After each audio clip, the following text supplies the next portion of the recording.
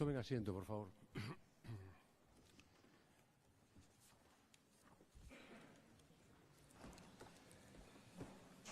Buenos días.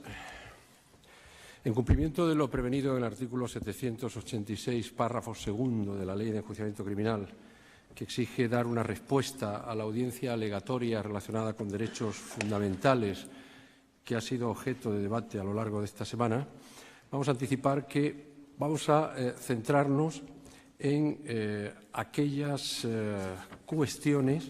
que pueden ser objeto ahora de solución porque, de alguna manera, tienen capacidad para condicionar el desenlace de las sesiones del juicio oral. Esto significa que hay otras de las alegaciones que van a ser resueltas mediante la remisión a nuestro auto, el auto de esta sala, de 1 de febrero de 2019, donde ya se hacía alguna alegación acerca de las razones por las que determinadas pruebas, por ejemplo, se consideraban que no superaban el juicio de pertinencia. Otras de estas alegaciones van a ser simplemente tratadas con una sucinta motivación y todas ellas van a obtener respuesta extensa en la sentencia en el momento en el que se dicte. Queremos anticiparles, como pauta metodológica, que la Sala no va a dar respuesta ahora a aquellas alegaciones relacionadas con derechos fundamentales que están ligadas a lo que pudiera perfilarse en el ámbito penal como una causa de justificación. Estamos hablando de invocación de, por ejemplo, derecho a la libertad de expresión, derecho de manifestación, derecho de autodeterminación. La Sala entiende que no podemos pronunciarnos sobre presupuestos que operarían en el ámbito del proceso penal como causas de justificación cuando todavía no hemos proclamado la tipicidad de los hechos que las acusaciones atribuyen a los procesados. Con vocación de síntesis, pero tratando de analizar lo que fue objeto de alegación y de argumentación por las distintas defensas, empezaremos por la petición que han formulado algunas de ellas de que se arbitrara un sistema de traducción simultánea para que pudieran ser formuladas las preguntas en la lengua catalana y ser contestadas también por los acusados en ese mismo idioma. La Sala se ve obligada a rechazar esta posibilidad porque implicaría una inadmisible restricción del principio de publicidad, porque supondría que todos aquellos que están en esta sala o fuera de esta sala y que no disponen de auriculares no podrían atender, no podrían entender las respuestas exoneratorias de los acusados o procesados. Tenemos que hacer un ejercicio de balanceo, un ejercicio de ponderación entre la posibilidad, insisto, de que solo entendamos las respuestas de los procesados aquellos que disponemos de auriculares y, en definitiva, la vigencia, que a nuestro juicio tiene que ser incondicional, del principio de publicidad. Se ha pedido también por alguno de los letrados la posibilidad de formular las preguntas en catalán. Evidentemente, esto, y ellos lo saben, está en manifiesta contradicción con lo que dispone el artículo 231 de la Ley Orgánica del Poder Judicial, que regula y establece el idioma en el que deben desarrollarse aquellos actos procesales que se desarrollan fuera del territorio de una comunidad autónoma. En buena parte de los escritos de defensa se hace hincapié en el valor normativo de la Carta Europea de Lenguas Regionales o Minoritarias, firmado en Estrasburgo el día 5 de noviembre de 1992. La Sala ha valorado, ha ponderado el alcance jurídico de esta Carta Europea y entiende que esta Carta Europea no puede ser captada en su verdadera dimensión normativa sin el complemento de otros textos legales, y nos estamos refiriendo fundamentalmente al informe explicativo que el propio Consejo de Europa hace acerca del valor vinculante de esa Carta. En esa Carta, en ese informe explicativo, en el apartado 11 y bajo el epígrafe Consideraciones generales, se dice textualmente: la Carta no otorga derechos individuales ni colectivos a los hablantes de una lengua minoritaria. Repito, la Carta no otorga derechos individuales ni colectivos a los hablantes de una lengua minoritaria. Solo concede el derecho a reclamar la aplicación de los principios de la Carta, lo que conllevará un saludable efecto en la situación de esas comunidades. Este no es el criterio del Tribunal, este es el criterio del Consejo de Europa en el informe explicativo acerca del carácter normativo, del carácter vinculante de la Carta Europea de Lenguas Regionales o Minoritarias. Bien, como quiera que no otorga derechos individuales ni colectivos, pero sin embargo sí permite reclamar la aplicación de los principios de la Carta, la Sala va a atender a esa reclamación, pero la va a atender en sus justos términos. Es decir, cualquiera de los procesados o acusados que quiera responder en su propia lengua materna podrá hacerlo. Eso sí, la razón por la que la Sala otorga este derecho, más que otorga, reconoce este derecho, está ligada fundamentalmente a la capacidad de optar por razones emocionales, por unas respuestas que, eso sí, interpongan a un profesional de la traducción en las explicaciones que quieran hacer llegar a esta sala sobre los argumentos con los que quieran responder al Ministerio Público o a cualquiera de las otras acusaciones. Insisto que la sala lo que hace es reconocer las razones de carácter emocional que a los procesados, si optan por el ejercicio de esta opción, se les concede de hablar en su propia lengua materna. Lo que sí quiere dejar bien clara la Sala es que esta decisión no está vinculada, como algunos de los escritos alegatorios de las defensas quiere hacer, a una hipotética indefensión. No se otorga por la Sala la capacidad incondicionada, además, de dar respuesta a las preguntas de las acusaciones en idioma catalán por una hipotética indefensión que se produciría si respondieran en castellano. La razón es fundamental, y es que llevamos 1 año y 4 meses de proceso de causa especial en castellano y no se ha hecho la más mínima alusión a la reivindicación de la posibilidad de responder en lengua catalana. Y además no se ha hecho cuando lo que ha estado en juego ha sido ni más ni menos que la aplicación de medidas cautelares que han implicado, y a la vista está, una restricción de su libertad personal de acuerdo con el criterio del instructor, luego proclamado también o confirmado por la Sala de Recursos. A nuestro juicio también, esta solución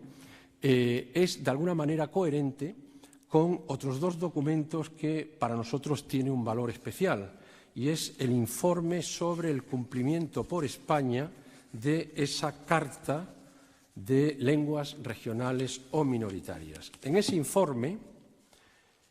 que presta a España respecto de el cumplimiento, el grado de cumplimiento y aplicación de la Carta, pues se dice expresamente, entre las recomendaciones que formula el Comité de Ministros al Estado, se incluyen 2.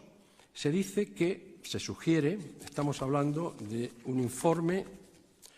el 5º informe sobre el cumplimiento en España de la Carta Europea de las Lenguas Regionales o Minoritarias del Consejo de Europa, correspondiente a los años 2014 a 2016. Y las recomendaciones del Comité de Ministros, que es el encargado precisamente de verificar el grado de cumplimiento de la Carta, son 2. Leo textual. Primero, para que se modifique el marco jurídico con el objeto de dejar bien claro que las autoridades judiciales, penales, civiles y administrativas en las comunidades autónomas puedan llevar a cabo los procedimientos en las lenguas cooficiales a petición de cualquiera de las partes. Segundo, que continúen adoptando las medidas jurídicas y prácticas necesarias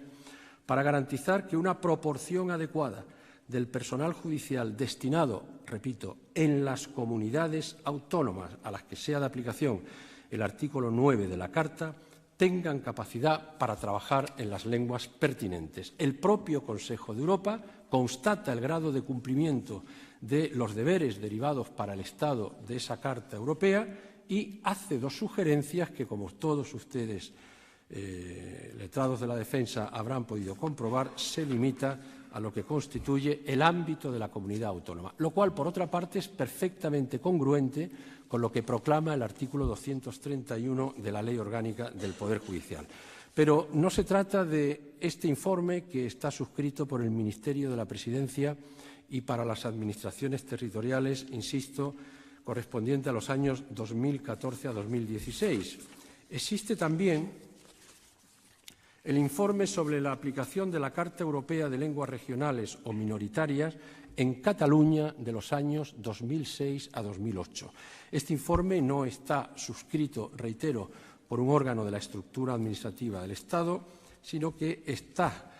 reconocido por la Generalitat de Cataluña, el Departamento de Vicepresidencia y la Secretaría de Política Lingüística. Y ahí, en ese informe, en el apartado 2, a la hora de observar el grado de cumplimiento del artículo 9 de esa Carta Europea de Lenguas Regionales, lo que viene a indicar exactamente es que, conforme al artículo 102, párrafo primero del Estatuto de Autonomía de Cataluña, se precisa la obligación de que aquel personal de la magistratura, judicatura y fiscalía que deba acreditar el conocimiento del catalán se circunscribe a aquellos que ocupen una plaza en Cataluña y que deberán efectivamente acreditar un conocimiento adecuado y suficiente del catalán. Aparece de nuevo en el propio informe elaborado por la Generalitat de Cataluña la limitación territorial de la utilización de la lengua catalana en el ámbito precisamente de la Administración de Justicia. Y ya, para terminar en relación con este apartado, también se vuelve a insistir en que, respecto de los órganos constitucionales y a los tribunales de ámbito estatal, se hace una invocación del artículo 33, párrafo quinto del Estatuto de Autonomía de Cataluña, donde se dispone que los ciudadanos de Cataluña tienen el derecho de relacionarse por escrito en catalán y que los escritos presentados deberán tener, en todo caso, plena eficacia jurídica. Esto es lo que va a hacer esta sala, atribuir plena eficacia jurídica, como no podía ser de otra manera, a todos los documentos que se han presentado en lengua catalana y reconocer, insisto y reitero, el derecho, la opción a la que pueden acogerse cualquiera de los acusados por la posibilidad de hablar, de responder en la propia lengua materna, introduciendo, eso sí, pero la sala ha previsto la intervención de 2 traductores, si así lo desean, esa persona intermediaria entre sus explicaciones y la recepción de la propia sala. Esto en relación con el idioma. Se ha hablado también, y se reitera por las defensas, y de forma además legítimamente insistente, su queja por la fragmentación del objeto del proceso. Se dice que esto ha implicado una pulverización o una fragmentación de lo que es la investigación de unos mismos hechos y se reclama una y otra vez la incorporación de documentos que constan en otra causa. Bien, como ya apuntamos en el auto de 1 de febrero de 2019, la Sala asume un compromiso de prescindir de viejos resabios del sistema acusatorio mixto y de formar convicción exclusivamente sobre aquello que el artículo 741 de la Ley de Enjuiciamiento Criminal impone al órgano decisorio. Es decir, solo las pruebas practicadas en el acto del juicio oral van a servir para formar convicción sobre la autoría, si así se proclama, de estos hechos. Evidentemente, va a existir la vía que legitima el artículo 714, el artículo 730 y, en relación con las piezas de convicción, el artículo 726 de la Ley de Enjuiciamiento Criminal, como forma siempre, insisto, que se filtre por el principio de contradicción y por el principio o por el derecho de defensa, como forma de aportación a todo el bagaje probatorio que va a servir en su momento para la convicción de la Sala. Este criterio, insisto, no solamente es consecuencia de la convicción que tiene la Sala, de que solo las pruebas que se practiquen en el acto del juicio oral van a servir para formar el material, el sostén probatorio sobre el que construir la respuesta, el desenlace, la sentencia respecto de las acusaciones que se formulan por el fiscal y el resto de las partes, esta convicción es la que va a presidir el desarrollo de todo el juicio. Por las defensas, en un estupendo manejo de la jurisprudencia del Tribunal Europeo de Derechos Humanos, se hace alusión a una sentencia, es la sentencia Chambaz contra Suiza, de 5 de julio de 2012. Es cierto que esta sentencia trató de dar una respuesta al problema que se suscitaba respecto de la alegación de el quebrantamiento del principio de igualdad de armas en aquellas ocasiones en que ese quebranto podía tener un reflejo también en la vulneración del derecho a un proceso justo, con la consiguiente quiebra del artículo 6 del Convenio de Roma. Pues bien, examinado ese supuesto, la Sala constata que se trata de un caso muy concreto en el que un ciudadano que había sido objeto de una investigación administrativa por la posible comisión de una infracción tributaria reivindicó en el momento del enjuiciamiento, por cierto también en el ámbito administrativo, para la posible cuantificación de esa infracción tributaria y para la posible comisión de un delito fiscal, reivindicó que se incorporara al examen que tenía que hacer el Tribunal Administrativo todo el expediente que había servido de base a la Administración tributaria para derivar el tanto de culpa. Es indudable que cualquier órgano jurisdiccional, y no hacía falta que lo proclamara el Tribunal Europeo de Derechos Humanos, iba a aceptar necesariamente que todos aquellos documentos que han servido para respaldar una acusación derivada de la infracción de las obligaciones tributarias tienen que estar a disposición del órgano que finalmente va a imponer la sentencia. Hay un tracto sucesivo entre el material administrativo sobre el que se ha construido la infracción tributaria y lo que luego constituye, evidentemente, el material probatorio que tiene que valorar el tribunal, en este caso, que tenía que imponer la sanción. El supuesto que nos ocupa es distinto. Aquí no hay un fenómeno de sucesión procesal. Aquí no hay un tracto sucesivo entre todos y cada uno de los procedimientos que se han iniciado en el Juzgado Central de Instrucción número 3, en el Juzgado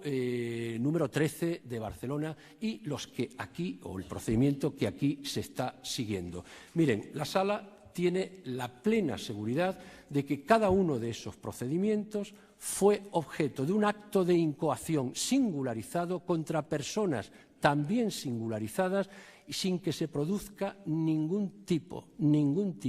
de comunicación desde la perspectiva de condicionar lo que puede interferir la valoración probatoria de uno a otro procedimiento y que provocara alguna quiebra o alguna queja relacionada con la posible indefensión. Anticipamos que la Sala ha valorado también la Directiva 13/2012, que efectivamente reconoce el derecho a la información en los procesos penales y que ha sido apuntado por las distintas defensas. Bien, a la hora de fijar el alcance de este derecho, en el considerando 31 se dice textualmente se reconoce el derecho de acceso a las pruebas materiales, ya sean favorables o desfavorables para la persona sospechosa o acusada, que obren en poder de las autoridades competentes y, ojo al inciso final, responsables del expediente penal específico.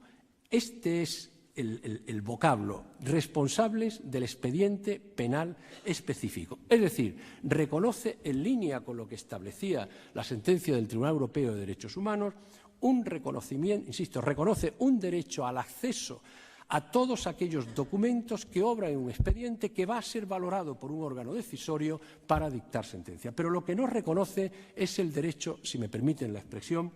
a un acceso preventivo respecto de todos aquellos procesos que en paralelo se estén gestionando en otros órganos jurisdiccionales para ver si en alguno de ellos existe algo que pueda afectar al derecho de defensa. Esta causa especial, que es la causa 20907 de 2017, no puede convertirse en el continente formal en el que se recibe todo lo que procesalmente se ha investigado en relación con los hechos acaecidos en Cataluña. Esta causa no puede convertirse en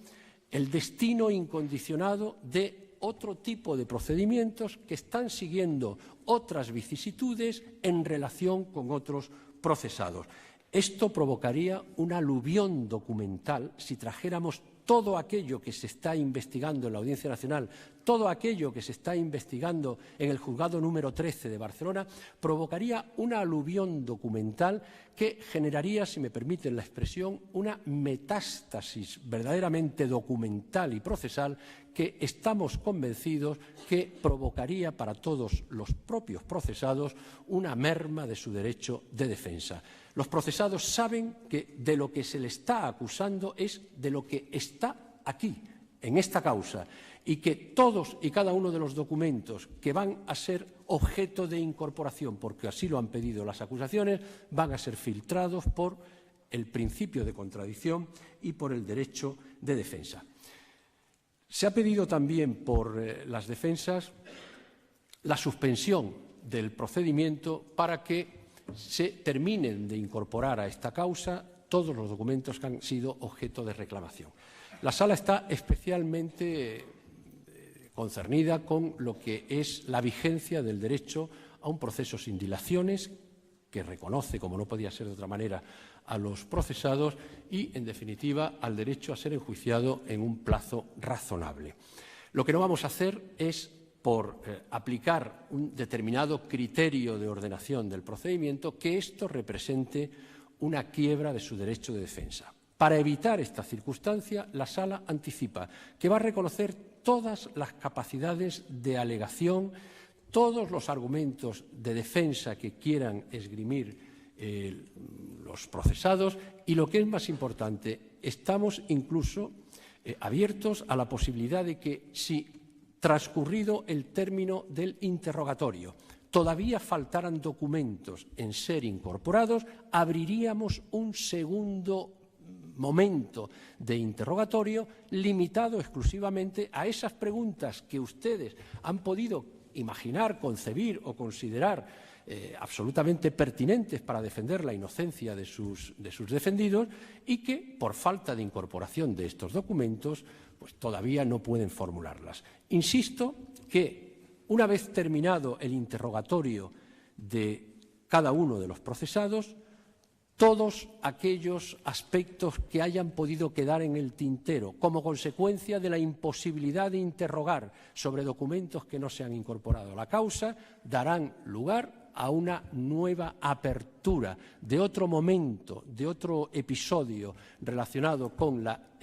práctica del interrogatorio para descartar cualquier elemento, cualquier duda sobre la capacidad de las defensas para interrogar a sus defendidos en relación con todos y cada uno de los documentos, ahora sí, que se hayan incorporado a la causa.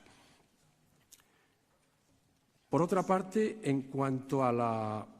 petición de libertad que se ha formulado por algunas de las defensas, en la medida en que no se ha observado que se hayan modificado los presupuestos que llevaron al instructor y que llevaron a la Sala de Recursos a confirmar o a apreciar la concurrencia de los presupuestos que legitiman una medida cautelar de estas características, pues la Sala va a entender o va a estimar que precisamente de lo que se trataba era de garantizar su presencia en el juicio y que, en consecuencia, partiendo de la provisionalidad de todas las medidas cautelares, que forma parte de las notas, digamos, definitorias y conceptuales de lo que es una medida de esta naturaleza,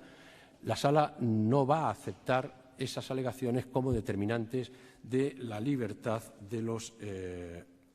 acusados. Miren, se ha hablado también de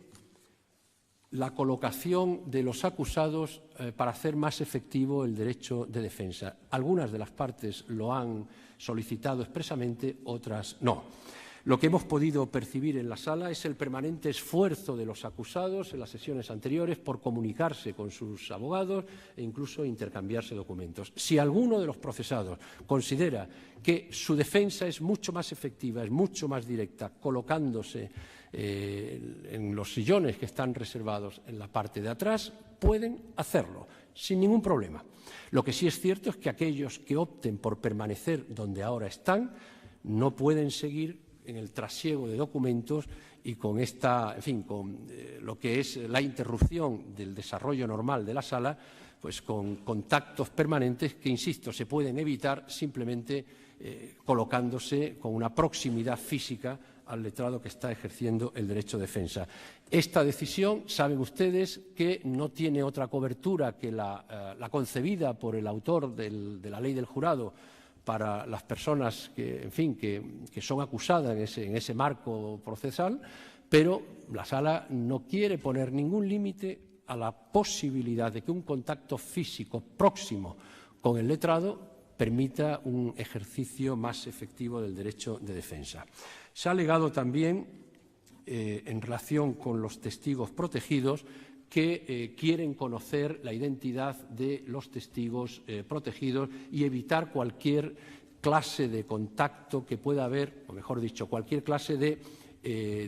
privación del contacto físico con los testigos que en un momento determinado están declarando. La sala quiere dejar bien claro que en esta causa no hay ningún testigo protegido. Se va a solicitar al Ministerio Público que, en relación, si no recuerdo mal, con un mozo de escuadra que era identificado por la referencia que proporcionaba unas diligencias previas que se seguían en un juzgado de instrucción de Lérida, que proceda a la identificación con su número personal. Lo que sí es posible que la sala acuerde, y siempre a petición de algunos de los testigos que declara, son no restricciones al derecho de defensa, no restricciones a la capacidad que van a tener los defensores para conocer quién es el testigo al que están interrogando, sino limitaciones del principio de publicidad para evitar que el rostro, que la cara, que en definitiva las señas de identidad de alguno de los testigos, pues pudiera ser difundida con la señal que está permitiendo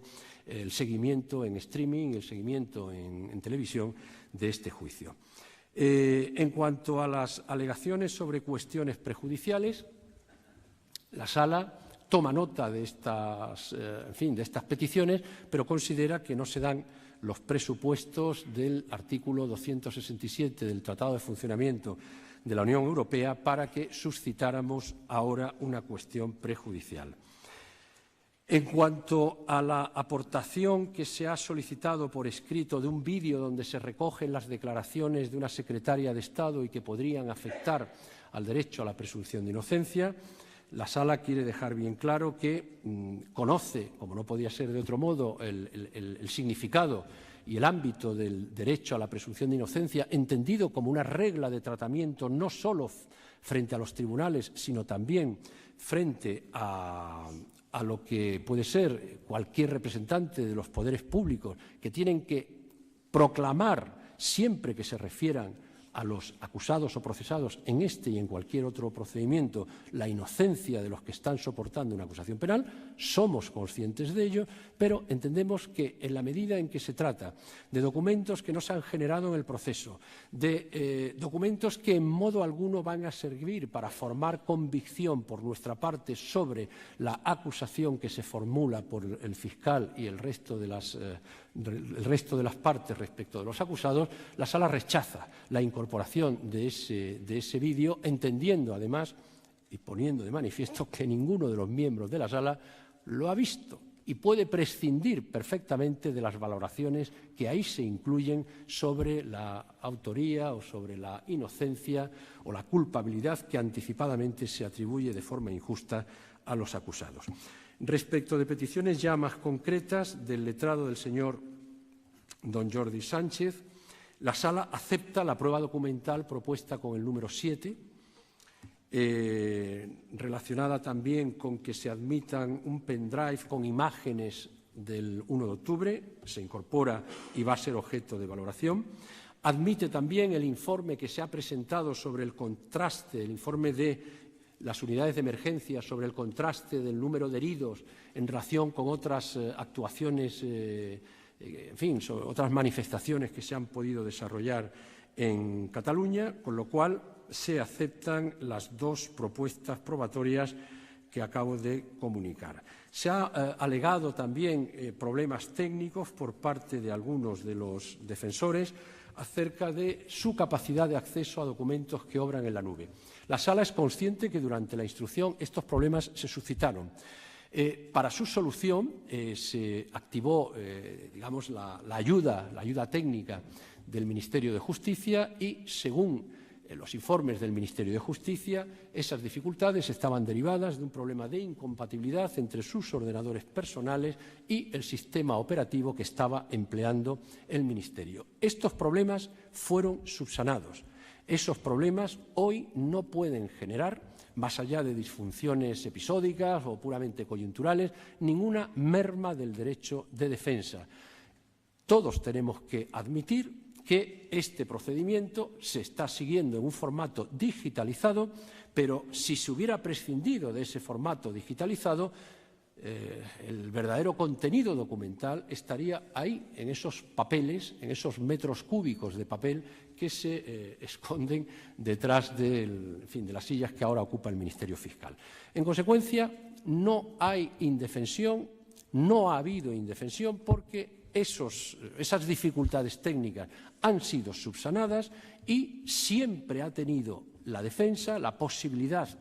en aquellos casos en que se hubiera producido esa perturbación ocasional, la posibilidad de acceder al formato convencional. Pese a todo, si más allá de la queja de que no puedo acceder a determinados documentos, alguna de las defensas indicara que hay un documento concreto, una serie documental determinada,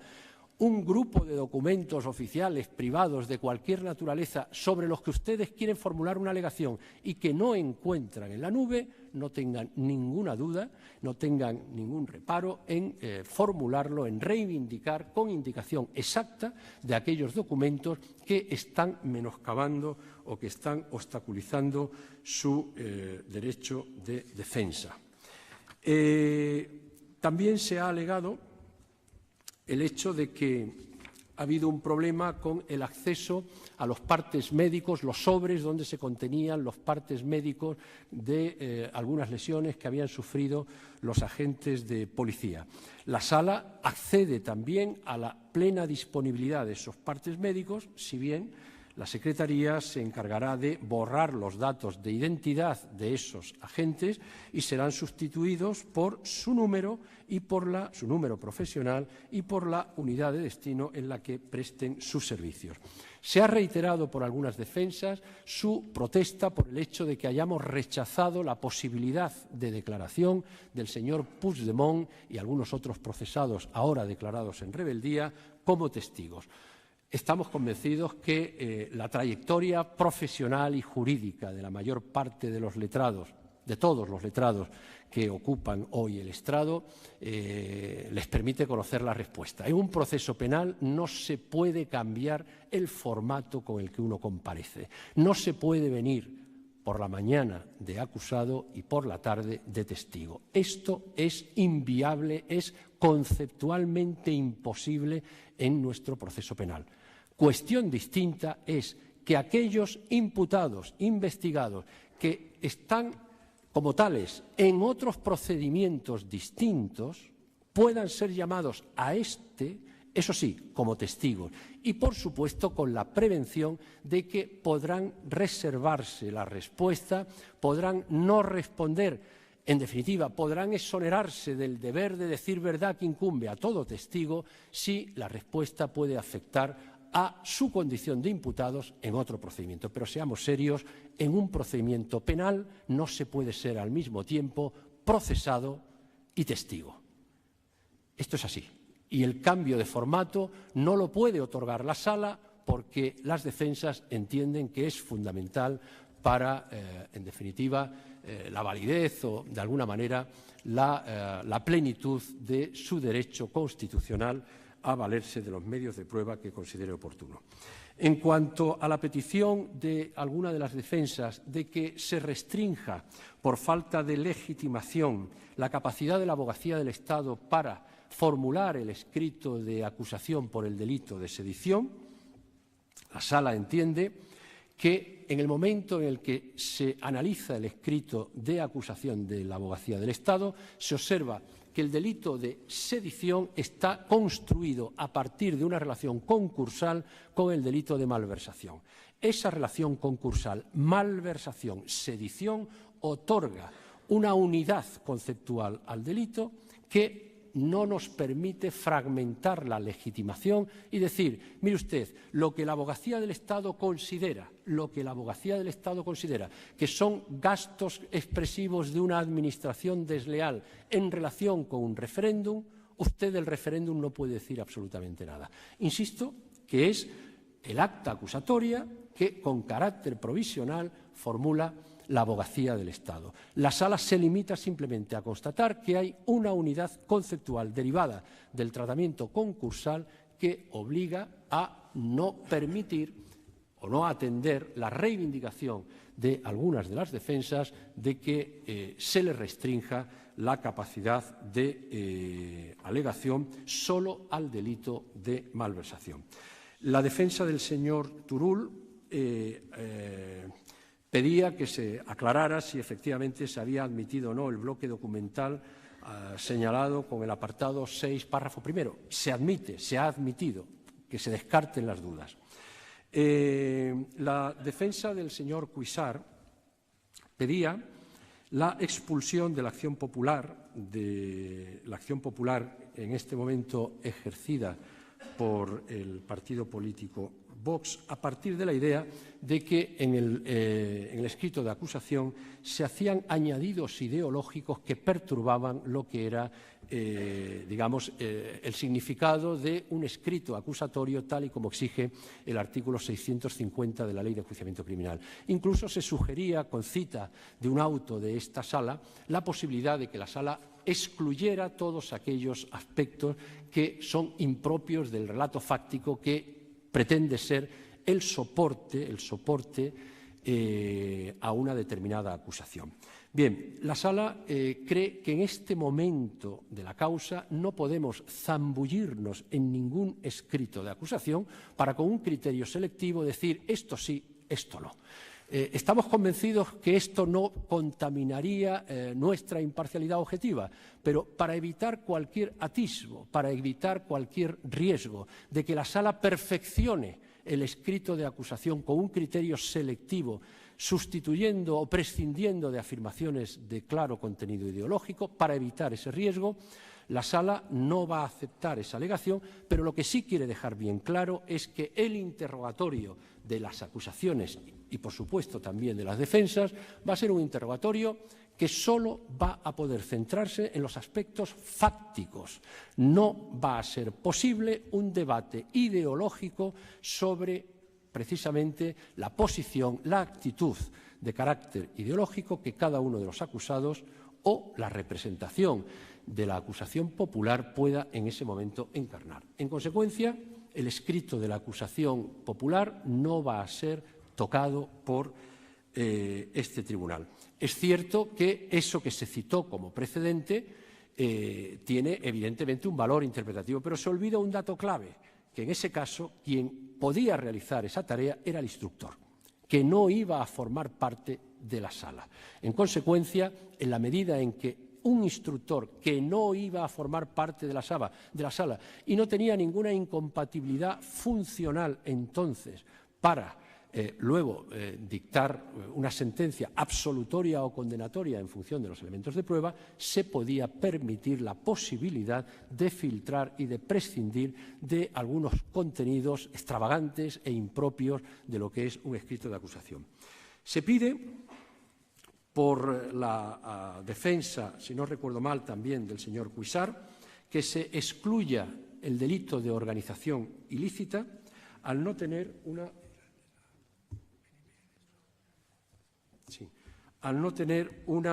base fáctica. Miren, la Sala constata que hay un problema. hay un problema desde la perspectiva del soporte fáctico de ese delito de organización ilícita. La razón que nos lleva a posponer al momento de la sentencia la posibilidad de pronunciarnos sobre la existencia e inexistencia de ese delito está ligada a lo que he comentado con anterioridad. La Sala ahora no puede estar proclamando organización ilícita sí, organización ilícita no.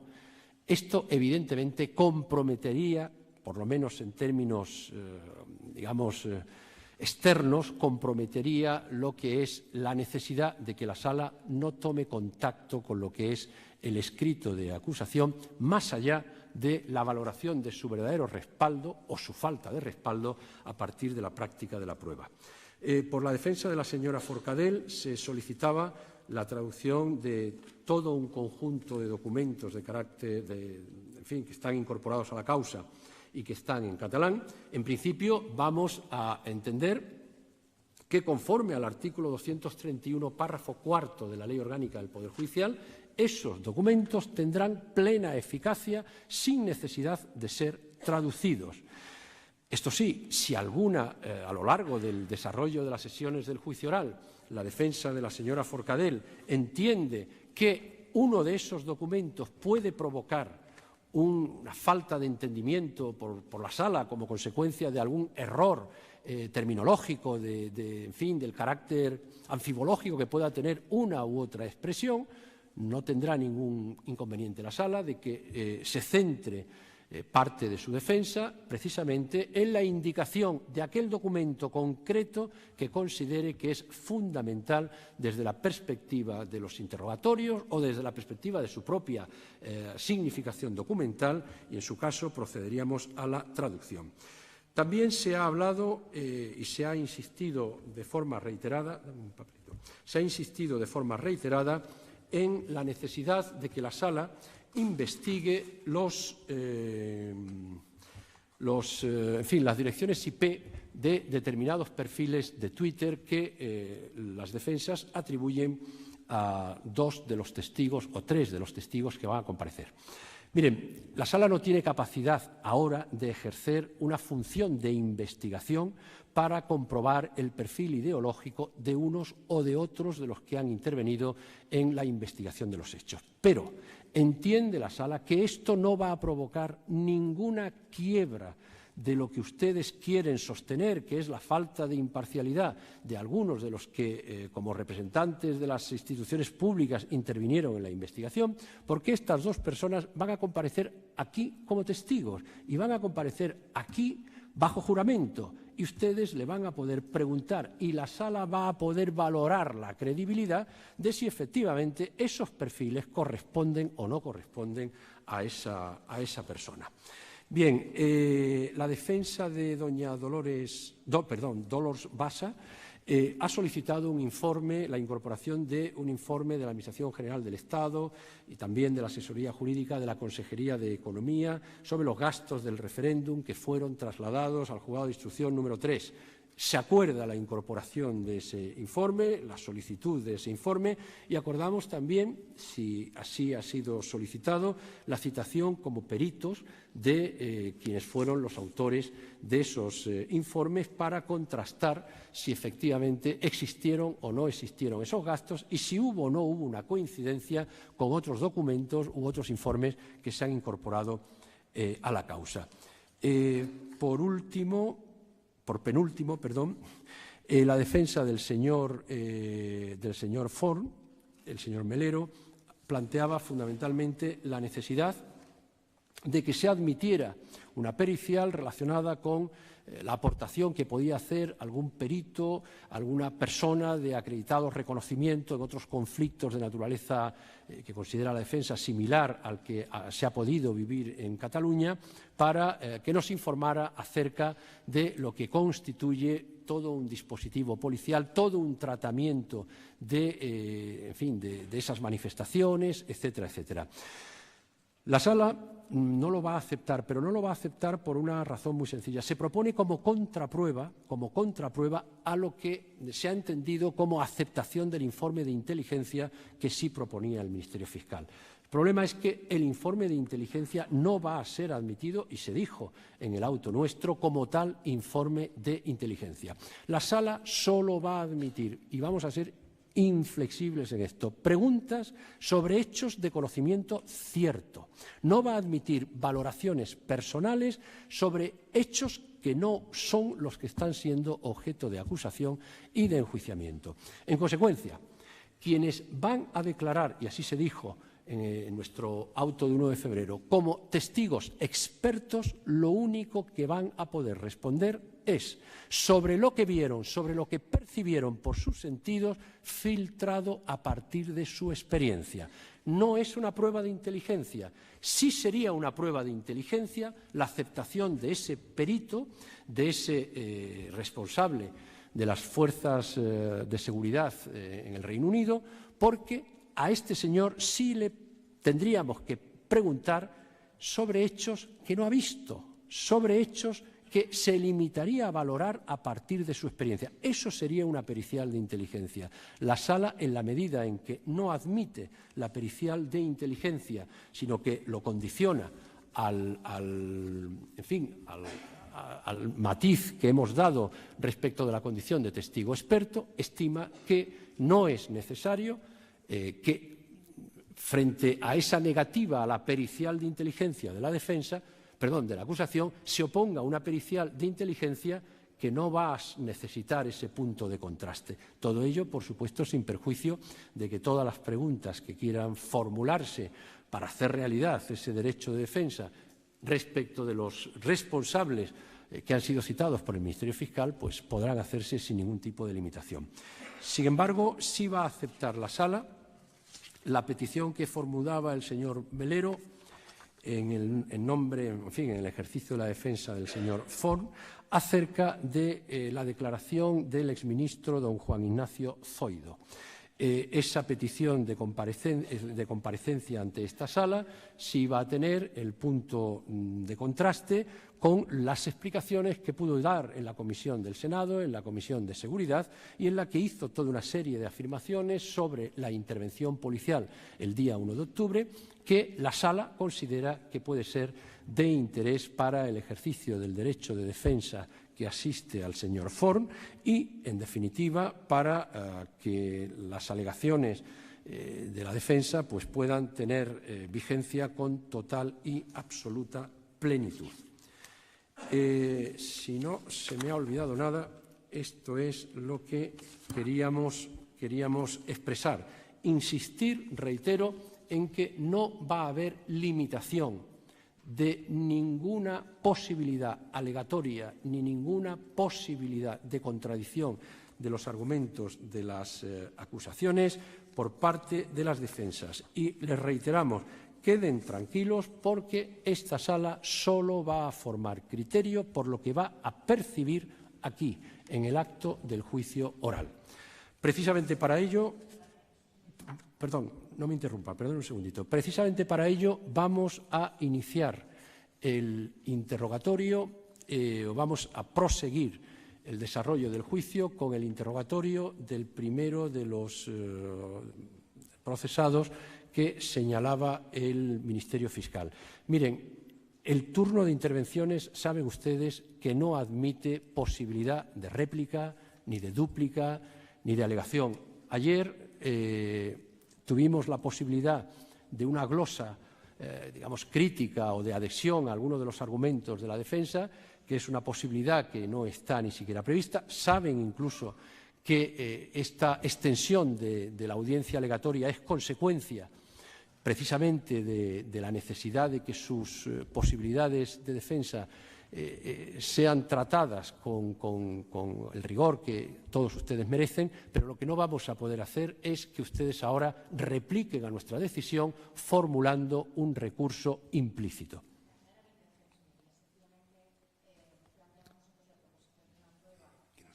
No se le oye. Aquí. Ahora, No intentaba replicar, señoría, ni protestar, sencillamente que nosotros protestar puede protestar, lo que no puede hacer es formular ningún recurso ni ninguna impugnación sobre lo que ha decidido la Sala. Sencillamente nosotros habíamos propuesto en el trámite de cuestiones previas una nueva prueba consistente en un documento que era un auto de una sección de la Audiencia Provincial de Barcelona y creo que en el listado que ha hecho... Era el auto que dejaba sin efecto el sobreseimiento acordado...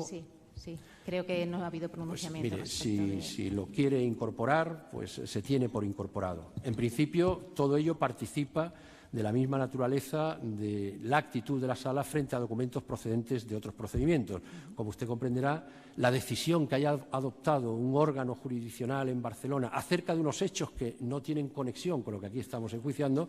pues, en fin, su relieve es más que relativo, pero no hay ningún inconveniente y esa incorporación pues se realizará a través del acta y efectivamente quedará así. Vamos a... Perdón, con la venia de Swift, aquí. Bueno, yo también. No es para replicar nada, simplemente es porque pido aclaración a la Sala. Si no, mire, es que simplemente es que... Como... Escúcheme. Lo que hemos dicho es pero lo es que hay hemos una serie de diligencias que yo pedí expresamente que no se me ha dado respuesta y no sé si debo entenderlas que se han rechazado por el tribunal. Todas las diligencias que usted pidió han obtenido respuesta. O en esta breve intervención que yo he tenido... Disculpe, señoría, que no quiero polemizar. Perdone, o en el auto al que me he remitido. Y hay otras que van a ser objeto de tratamiento de sentencia. Con lo cual, el trámite de las cuestiones previas está concluido. ¿Quería decir algo? Por tanto, no digo... No he de entender... No. Pero, señoría, como su señoría expresamente ha reiterado hoy la no admisión de un testigo, que era el señor Puigdemont, yo expresamente ayer también solicité la de otros dos testigos. Bueno, usted sabe, perdóneme, usted sabe que la explicación que se ha dado sobre el señor Puigdemont, he dicho que se proyecta sobre todos aquellos otros imputados, procesados, rebeldes. En consecuencia... no me estoy refiriendo a esto. No, mire, señor Pinar, hemos terminado el momento de las alegaciones previas. Y ahora lo que vamos a pasar es al interrogatorio. ¿Quería usted decir? Bueno, señor presidente, esta parte lo que va a hacer es a formular protesta. Pues está desestimado. Señoría, a formular protesta. Entendemos que el derecho a la defensa nos otorga como mínimo un minuto para exponer cuáles son los términos vamos de la a ver, protesta. señor letrado. Mire, lo que no podemos hacer es una sucesión encadenada de decisiones, réplicas, contrarréplicas y dúplicas que lo que están perjudicando es a sus clientes. Sus clientes cuanto antes necesitan conocer el pronunciamiento de este tribunal. La Sala no admite estrategias dilatorias. En consecuencia, el auto relacionado con la pertinencia o impertinencia de pruebas fue admitido o fue pronunciado el 1 de febrero de este mismo año. A él nos remitimos y en cuanto a todas las restantes dudas técnicas ya se les ha dado respuesta y aquellas que ustedes crean que merecen una respuesta individualizada la obtendrán en sentencia. Así que vamos a empezar. No, señor, perdone. Exclusivamente con la venia que conste la respetuosa protesta. Evidentemente que va a costar. Si esto se está grabando. Sí, señoría, pero la pregunta es si se puede argumentar someramente el contenido de la protesta ante una decisión novedosa mire, toda su argumentación es conocida por la Sala porque hemos tomado contacto, hemos tomado conocimiento de todos los papeles que en el legítimo ejercicio de su derecho de defensa usted ha aportado a la Sala. Todos y cada uno de los miembros de la Sala los hemos estudiado con profundidad y los hemos estudiado con la serenidad e incluso con el reconocimiento por la labor profesional que ahí se vuelca en el momento en el que hemos preparado el desarrollo de las sesiones del juicio oral. Usted ha tenido también la ocasión de desarrollar toda una capacidad argumental en el momento en el que abrimos el turno de intervenciones. Esto se ha acabado. Vamos a iniciar el interrogatorio. Pues que conste la protesta para no poder desarrollar mi argumentación. ¿Cómo va a entender la Sala que está usted de acuerdo con la denegación de pruebas si efectivamente así ha sucedido? Claro que va a costar la protesta, no tiene ningún problema y así vamos a seguir.